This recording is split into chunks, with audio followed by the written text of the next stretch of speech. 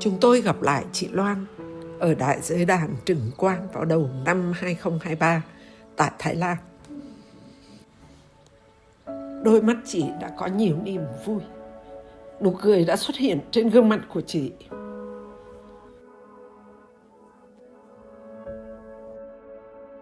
Thật thú vị, vì nhân duyên đưa đẩy để chúng tôi cùng đứng cạnh cây bồ đề lớn trước cổng vào thất nhìn xa của sư ông.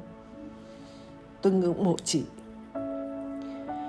Trong khoảng thời gian 10 năm với bao nhiêu là sóng gió đổ ụp xuống đầu chị, mặc dù chị tự nhận mình là một cái cây đã chết, nhưng thật may mắn chị đã có pháp môn để thực tập, để nắm chặt lấy hơi thở, để cứ thở với ý thức. Thở vào tâm tĩnh lặng, thở ra miệng mỉm cười. Sư ông Làng Mai, Thiền sư Thích Nhất Hạnh, đã chỉ cho chị thấy rõ vạn vật trong vũ trụ không sinh không diệt, đừng sợ hãi. Thiền sư Thích Nhất Hạnh đã chỉ cho chị thấy rõ những người thương yêu của chị không mất đi đâu cả. Đám mây không bao giờ chết, hạt bắp không bao giờ chết. Sự sống chỉ thay đổi từ hình thái này sang hình thái khác mà thôi. Chị vẫn phải là cái cây tươi mát để che chở cho những người thân yêu của chị. Và rồi nhựa sống vẫn tràn đầy trong chị. Dĩ nhiên, nói thì đơn giản, nhưng chị đã hành động. Chị đã thực tập một cách miên mật vì chồng chị, vì con chị trong suốt 5 năm qua.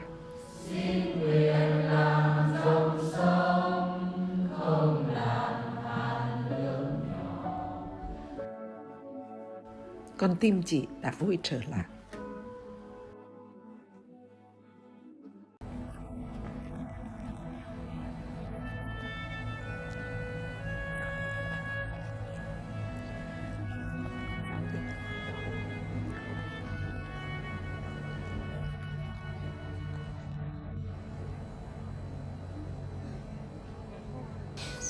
Cái đợt vừa rồi ở bên làng Mai Pháp á, thì thực sự là em được chỉ bảo em dạy để học lại từ những bước đầu tiên.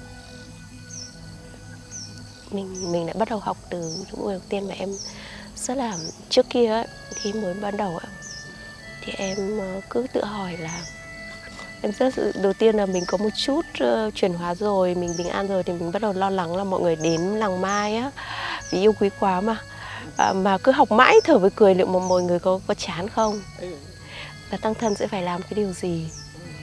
Thế nhưng mà đợt vừa rồi em sang xong bảo ôm mình còn chẳng chán nữa thì còn ai mà chán, thì đấy là việc của người ta ấy. Tùy duyên á, nó cái căn cơ khác nhau. Nhưng mà đợt vừa rồi đi sang một xóm mới thì các sư cô lại dạy em những bài đầu tiên, ví dụ như là học lại từ Đường Xưa Mây Trắng cũng học lại. Và suốt cả tháng đầu tiên thì lại vẫn học thở, vẫn học lại những bài thứ nhất về 16 hơi thở của sông, học lại về an trú trong hiện tại như thế nào. Cho nên thở vào tôi thấy bụng tôi nó phồng lên, thở ra tôi thấy bụng tôi nó xẹp xuống, và chỉ để ý tới cái đó thôi, đừng có suy nghĩ nữa, đừng có để cái tâm mình ở cái mức này, phải đưa nó xuống, phải kéo cái tâm xuống, kéo xuống ở dưới rúng, thấp hơn dưới rúng một chút nữa. Cái đó là cái huyệt đan điền, và mình phải chú hít tâm ý vào cái huyệt đan điền đó. Mình có thể đưa tay để mà sờ cái huyệt đan điền đó, và khi thở vào thì mình cảm thấy bằng hai tay và bằng cái tâm của mình là cái bụng mình đang phình ra, và thở ra thì mình cảm thấy cái bụng mình đang xẹp xuống, phồng và xẹp, phồng và xẹp, rising, falling. Không suy nghĩ, chỉ để ý tới một chuyện đó thôi. Và nếu làm được như vậy thì có thể qua được cơn bão. Cơn bão nó tới một thời gian 5 phút, 10 phút, có khi nửa giờ. Nhưng mà nếu mình làm như vậy thì nó ở một thời gian rồi nó đi thôi. Và khi mà nó đi rồi thì mình mừng, mình nói rằng không sợ nữa. Lần sau nó tới thì mình chỉ cần làm như vậy thôi. Cái đó gọi là deep breathing, thở rất là sâu, gọi là belly breathing, tức là thở bằng bụng chứ không phải là thở bằng phổi mà thôi. Và em lại thấy rất là mới, và mình lại giống như là mình cũng chưa biết gì cả, hóa ra mình vẫn rất nông cạn. Cái căn cơ của mình vẫn rất là nông cạn ấy.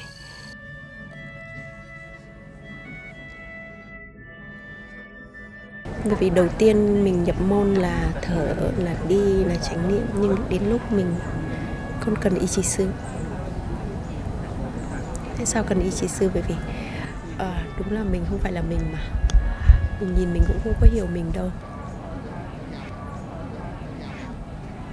Khi các sư cô có kinh nghiệm thực tập sâu, các vị thiền sư có nhìn con thì mình biết rằng con đang vướng ở đâu.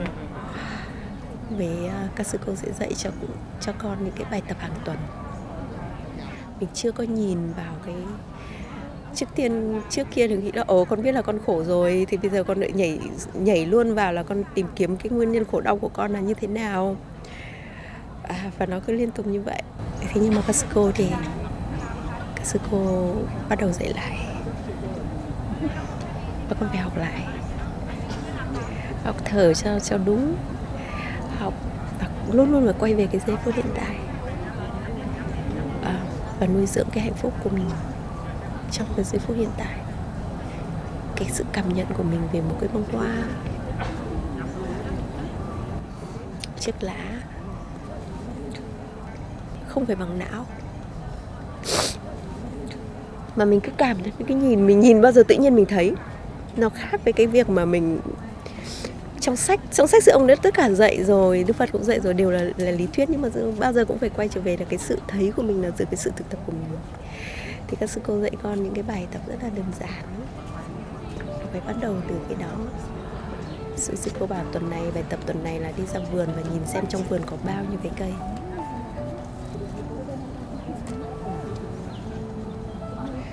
Như thế, tức là mình đi rất nhiều, hoặc là sống trong giây phút hiện tại. Con nghĩ là con vẫn đang trong giây phút hiện tại đây, con đang đi với sư cô, con đang nói chuyện với sư cô đây. Sư cô hỏi là chị Loan có biết vừa rồi mình đi qua cây gì không? Thì rõ ràng là con vẫn đang chánh niệm, con biết là con đang chánh niệm. Con vẫn đang biết là con nói với sư cô, chân con vẫn cảm nhận được nó đã chạm vào trên mặt đất. Nhưng cái cây đi qua con vẫn không biết. Thì tất cả những cái giây phút hiện tại đây nó phải cái sự chánh niệm, cái tiếp xúc với sự sống, với cái giây phút hiện tại, nó mỗi ngày mình phải thực tập cho nó có chiều sâu hơn. Và nó phải là cái sự công phu thực tập hàng ngày. Mình không cần phải ngồi thiền, mà mỗi một bước chân đi thì mình đều biết là mình là một cái sự chánh niệm động, nó không phải là một sự chánh niệm chết. Thở thì chỉ biết là thở thôi, mình không biết là gì đó. Rồi là mình, hoặc là rất là nhiều thứ mà con cứ rất là nhiều cái tưởng của mình. Như ví dụ con tưởng là mình thở cũng khá rồi đây. Thế nhưng mà sau đấy sư cô bảo thế tuần này chị Loan thấy thở trong thân thấy thế nào? Con bắt đầu con cảm nhận được, con bảo hình như là người con lúc nào nó cũng đau. Nhưng bởi vì con có quen sống cái thói quen là cái sự đau trong cơ thể nhiều chục năm ấy, mà biến thành là mình coi chuyện đấy là chuyện đương nhiên. Mình không có để ý rằng là nó vẫn đau như thế. Nhưng mà đến khi thở, mình dừng lại mình thở, và mình thấy sao cơ thể mình lúc nào nó cũng đau. Không phải cái nguyên nhân nó đau là gì, con chưa bao giờ hỏi. Bởi vì lúc nào mình mệt thôi mà, hắt xì hơi thôi mà, mai nó lại khỏi. Thế nhưng mà khi học chánh niệm, tiếp xúc với giây phút hiện tại, tiếp xúc với sự sống, thì các sư cô dạy con là bắt đầu với những cái đó. Và vì như vậy cho nên mình nuôi dưỡng cái hạnh phúc mỗi ngày, nuôi dưỡng và cái sự tiếp xúc sâu sắc với giây phút hiện tại, thì mình sẽ thấy ra nhiều thứ hơn là mình chỉ nhận diện. Nhưng mà đầu tiên thì là nhận diện đơn thuần, mỗi giây mỗi phút là mình nhận diện đơn thuần. Nhưng cái sự đơn thuần đó nó sẽ dần dần nó làm cho cái phẩm chất của cái chánh niệm của mình nó cao hơn, và mình bắt đầu mình nhìn thấy hơn, mình nhìn thấy bằng Và lúc đó nó mới là cái tuệ giác, chứ nó không phải là cái thấy của mình từ trong cái suy nghĩ mình suy diễn ra. Hồi xưa Tây rất là hay khen con đó là ồ chị có cái common sense rất là tốt, tức là cái sự tư duy logic, học 1 là suy ra 10 á. Bây giờ không có dùng, nhưng mà nó không giúp gì được cho cái việc chuyển hóa cái niềm đau nỗi khổ của mình. Và cho đến khi mà bà sư cô dạy không bao giờ cho con được phép quán chiếu 5 tuần ở trong tu viện đâu. Chưa cho con được quán chiếu về cái nỗi đau, cái nguồn gốc cái nỗi đau của mình, và chỉ có học cái bài nuôi dưỡng hạnh phúc. Nhưng mà tự nhiên có một ngày mà con ngồi thiền và tự nhiên con nhìn thấy cái nỗi đau của mình một cách rất tự nhiên. nó diễn ra. Ví dụ chẳng hạn tại sao mình đau khổ vì con mình ra đi, vì chồng mình ra đi, nhưng tự nhiên con lại nhìn thấy nó rất nhiều cái cuốn phim cái sự sống và cái chết, nó bao gồm tức là thế tại sao khi con lạy xuống giữa ông con khóc mà con không hiểu, nghĩ rằng là mình cảm động, mình gì đó, nó hoàn toàn không phải.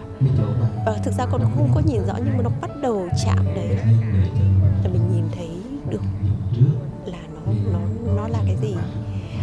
Thế nhưng mà đến ngày hôm sau thì con mệt rã rời, và sư cô hỏi là tại sao chị lại nhìn điều chị chưa đủ cái năng lượng chánh niệm, chưa đủ cái niềm hạnh phúc.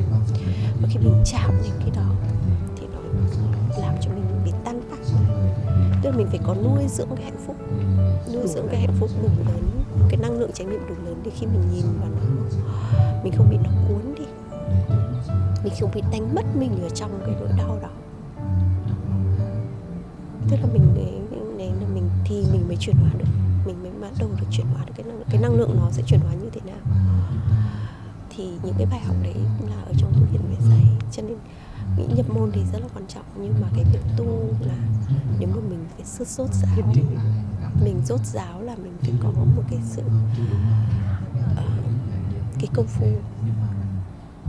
có cái động lực để mình tu. Thì thực ra bây giờ con thì đấy thì là những cái bài học của mình. Nên cái việc mà sư ông dạy là mình tại sao mình chánh niệm trong mỗi giây mỗi phút. Mình không phải là Phật, mình chỉ là Phật part time thôi. Cho nên nhưng mà mình sẽ biết là khi nào mình mất chánh niệm thì mình phải quay về chánh niệm. Thì cái công phu đó nó là qua về thời gian.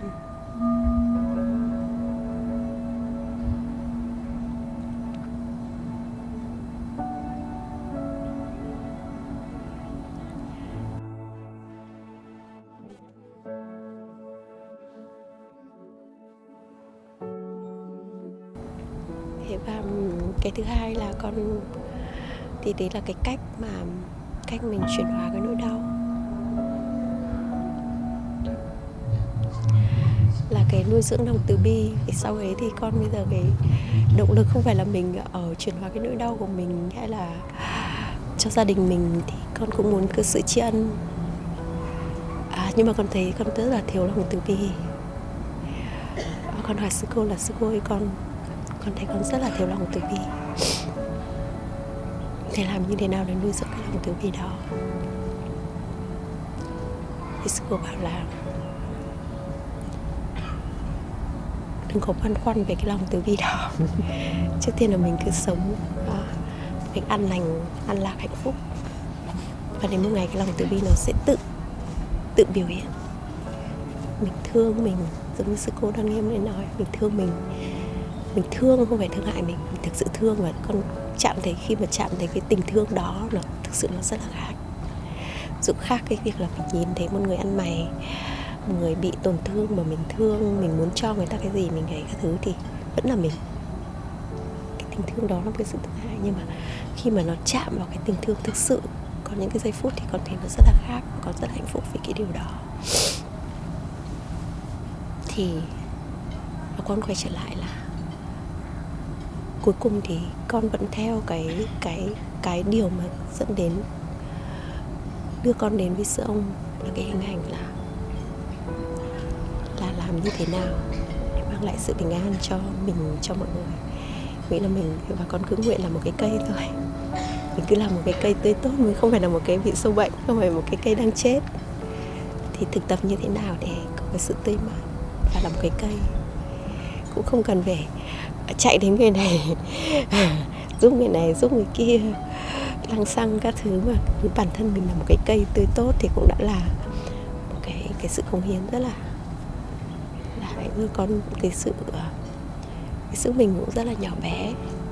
Trí tuệ mình nó cũng mới chỉ bắt đầu trong con đường thực tập, ra chỉ cứ vẫn đang tiếp tục để chăm bón về thực tập để thành một cái cây ạ.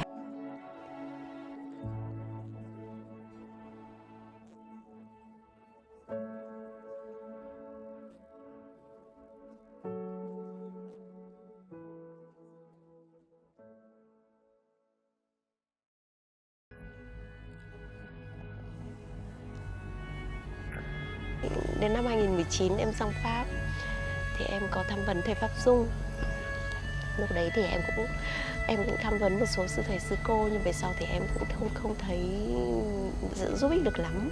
Thực ra thì các sư thầy sư cô cũng đâu có hiểu mấy về em đâu. Mình chỉ tham vấn là mình kể cái câu chuyện của mình, lúc đó cái cảm xúc rất là nhiều. Thế thì em có hỏi thầy Pháp Dung rất là ngắn. Hôm đấy em hỏi thầy Pháp Dung 2 câu hỏi, và thầy bảo thầy chỉ cho các em 15 phút thôi. Tại vì từ một buổi sáng em tỉnh dậy và em ở làng ở Xóm Thượng á, và tự nhiên em thấy em là 2 cái con người, 2 cái loan. Một cái loan thì rất là bình an, rất là thản nhiên á, và một cô loan phẩy là rất là xấu xa. Và em tự nhiên em cảm giác như em người nào bị phân cách á, tức là cái cảm giác đấy nó rất là rõ ràng á, là 2 cái con người ở đó. Và em rất là hoang mang. Em bảo ôi thế không biết đây là mình ngộ đạo hay là mình bị ma đạo nó dẫn dắt. Thì em mới đến em hỏi thầy Pháp Dung là con thấy như vậy. Thầy Pháp Dung trả lời là đâu có gì phải khó nghĩ à chị Loan, 5 uẩn nó chỉ là năng lượng thôi. Lúc đấy thì em không hiểu lắm, nhưng mà thầy không có thời gian, mà một chị khác thì đang đợi để tham vấn thầy á, rồi xong đấy thầy lại có lớp học. Thế nên em cũng không dám tham lam, thì em cứ giữ cái câu nói đó với thầy. Câu thứ 2 em hỏi thầy là thầy ơi con không hiểu quán chiếu là gì, thầy giảng cho con quán chiếu là gì. Thầy nói là quán chiếu là nhìn sâu. Em bảo là thế quán chiếu có cần não không, đi tu có cần não không, có cần suy nghĩ không? Thầy bảo cấm nghĩ. Rất ít dùng cái này, rất ít dùng cái này, mà là về ấy thì nó cứ theo em như vậy. Và đúng là em cũng thuộc dạng là cũng lười nghĩ. Và thứ hai nữa là mình chắc là các thầy nói là bao giờ cũng thành đúng á, thế là không cãi.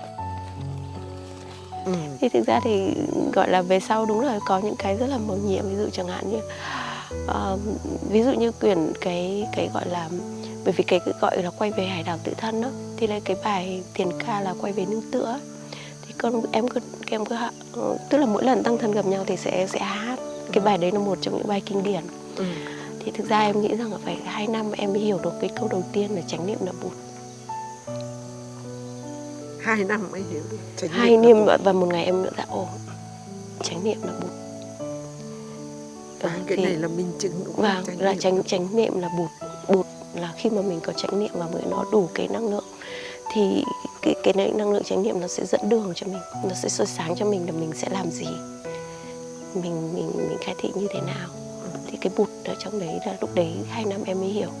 Hải đạo tự thân chánh niệm là Bụt, soi sáng xa gần. Hơi thở là pháp bảo hộ thân tâm, 5 uẩn là tăng phối hợp tinh cần.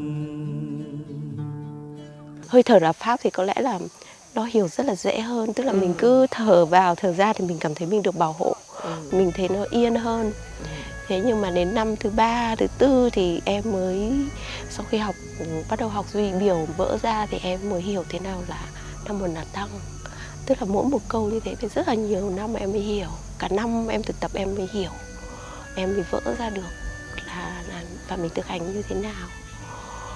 Thế cho nên những cái bài thiền ca của sư ông nó cũng là dụ như cái bài kinh, những bài pháp. Thế và em cũng không biết mọi người thực tập như thế nào, nhưng mà cái cách mà em thực tập á là em mỗi một bài em hát rất là nhiều và tự mình hát. Tự mình hát mà em hát không hay, nhưng mà tự nhiên nó đi lên á, cái thằng thức nó đi lên lúc nào đấy tự nhiên mình có cảm hứng. Ví dụ có những bài hoặc là những bài là kệ uống trà chẳng hạn, thì em không hát được bài đấy, nhưng mà mỗi lần uống trà và tăng thân sướng kệ ấy, thì em nghĩ là phải 2 năm em mới hiểu được cái bài kệ uống trà. Chén trà trong hai tay, chánh niệm nâng tròn đầy, thân và tâm an trú bây giờ và ở đây. Khi uống chén nước trong, ta thấy nguồn thấy cội. Khi nhấp miếng trà thơm, hỏi nước đến từ đâu. Em phải 2 năm em mới hiểu về kệ bún trà, hoặc là những cái bài như là Một lá ngô đồng rơi hôm vừa rồi bên Pháp á. Em phải đến 3 tháng em hát bài Một lá ngô đồng rơi, và mà em hiểu là Sương muốn nói gì về cái bài Một lá ngô đồng rơi. Mình nghe, mỗi lần em nghe thì em rất là vui, em thấy rất là hay. Thế nhưng mà đúng là khi mà lắng lại và trong cái cảm xúc đấy em mới hiểu cái cách mà Sương giảng pháp, Sương hướng dẫn thực tập, Sương hướng dẫn quán chiếu như thế nào. Cho nên những cái bài thiền ca rất là nuôi dưỡng, nhưng mà đúng là nó rất là hay là như này, là khi mà mình chưa hiểu gì cả thì nó vẫn nuôi dưỡng và mình rất là hạnh phúc. Thế nhưng mà mình cứ thực tập thì nó trở thành, nó đúng là thâm vi diệu. Nó thâm vi diệu. Thì đối với em thì những cái bài đấy là giúp rất là nhiều để mình cái sự thực tập của mình. Hoặc là những bài như là Bụt là vầng trăng sáng á, thì phải đến lúc em ở bên xóm mới em ngắm trăng, mà đêm nào ngắm trăng, mà nhất là những lúc mà bởi vì bên kia nó không có ánh điện, và đây bắt đầu cái rừng núi á, thì mình nhìn lên cái bầu trời và trên kia nó rất là sáng, nó không có mây. Thì lúc đó tự nhiên mình cái tâm thức mình đi lên và mình muốn hát. Thì vì hát lúc đó em mới hiểu được ra là em hát một mình ở xóm mới trong một đêm trăng. Em cứ hát, em cứ đi để em nhìn thôi, em cứ hát. Nhưng em nghĩ rằng đấy là lúc này em hiểu, nhưng có thể giống như Đường Xưa Mây Trắng chẳng hạn, năm nào em cũng luộc đi luộc lại nó. Đầu tiên thì nghĩ là mình hiểu 100%, sau đấy thì mình hoàn toàn nó không hiểu gì cả. Thế xong bắt đầu hiểu lõm bõm, thì cái bài thiền ca, những cái bài của Sương viết nó cũng tương tự như vậy. Và nó rất là mầu nhiệm ở đó là mình không hiểu gì cũng được. Giống như là mình không cần hiểu về Phật Pháp, nhưng mà mình cứ thở, mình cứ đi. Khi mà đau khổ, khi mà có những cái phiền não, mình cứ thở, mình cứ đi thôi ạ. Và mình cứ phải thực hành như vậy, và an trú trong cái hơi thở và cái bước chân của mình, và nuôi dưỡng cái hạnh phúc của mình trong khi mình chưa tìm được cái câu trả lời cho cái phiền não của mình, cái đau khổ của mình chưa chuyển hóa được. Thì nó rất là mầu nhiệm ở đoạn, và tự mình đến một lúc nó tự ra cái câu trả lời của nó. Và lúc đó thì nó đúng là nó trong một cái sát na ấy.